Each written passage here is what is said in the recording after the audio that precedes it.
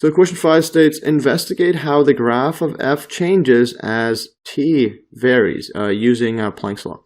In particular, graph f for the stars Betelgeuse, t equals to 3,400 Kelvin, Procyon, t equals 6,400 Kelvin, and Sirius, t equals 9,200 Kelvin, as well as the Sun. And then how does the total radiation emitted, the area under the graph, vary with t? And then says, use the graph to comment on why Sirius is known as the blue star and Betelgeuse as the red star. So let's scroll all the way down to question 5, the solutions. So solution to question 5, so using Planck's law, we investigate how the graph of f changes for different temperatures of stars. So here's Betelgeuse 3,400 Kelvin, and then there's Sun 5,700 Kelvin, and then it just is increasing right here. Then Procyon 6,400 Kelvin, and Sirius 9,200 Kelvin. So here's the graph that I made from that same Excel sheet, so you can see it's all there, the table and so on if you want to play with it. So here's blackbody radiation, Planck's law, and yes, so this is all Planck's law. The black one here is the Sun, so this is the Sun. And then you have Procyon is over here. Yeah, so that's the Sun there, and this red one is Betelgeuse over there. So that's B.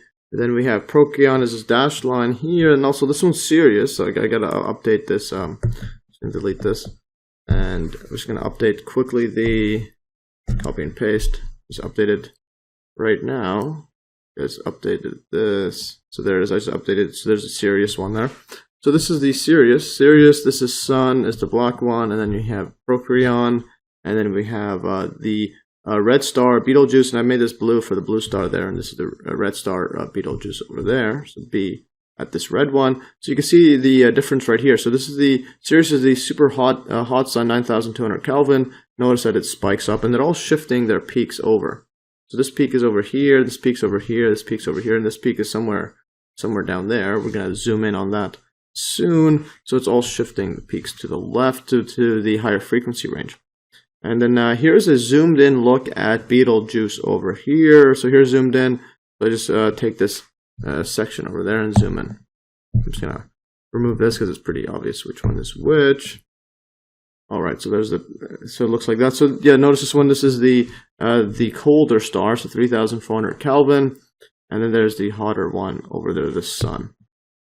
And yeah. So it keeps going further. So as T gets larger, the total area under the curve increases. Yeah, so the total radiation emitted as it gets larger. So this area is going to be much bigger than this one. So hotter Sun emits more radiation. So the total amount is more, and intensity is shifted over to the left. So this one is much, much more.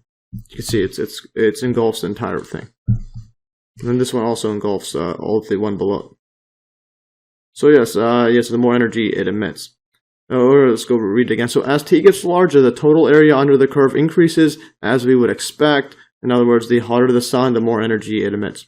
Also, as T increases, the lambda value of the maximum decreases, i.e. shifts to the left, or shifted to the left.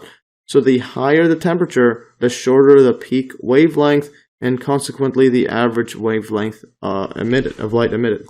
So yes, the total one right here, if you want to see the average wavelength, it's going to be all shifted to the left as you get higher temperature. Everything's shifted to the left over here.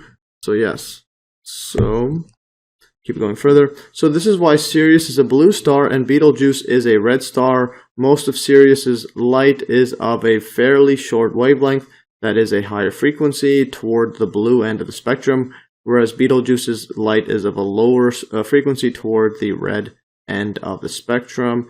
And so here is a approximate wavelength in meters, and this is in micrometers of, this is the visible range. So this is the gamma rays, so super small wavelength but high frequency, and radio super large wavelength but very low frequency.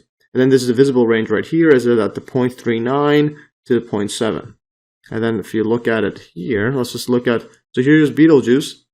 And this is at, it's peaks at around over here. So if you look at where the big chunks are, so around 0.8. So around 0.8. So in other words, yes, 0.8, 0.7, 0.8. Around this point, this is the red side, or Betelgeuse. Let's say B. Yeah, so that's Betelgeuse over there. Let's erase this for neatness. And then if you look at the other one here, the big, the blue star, the Sirius blue star, you can see that's peaking around between over here and here. So about 0.3 and then above 0.4. So about 0.3 to 0.5. And you can see here 0.3 to 0.5 around there. This is the blue star. So this is a Sirius. This.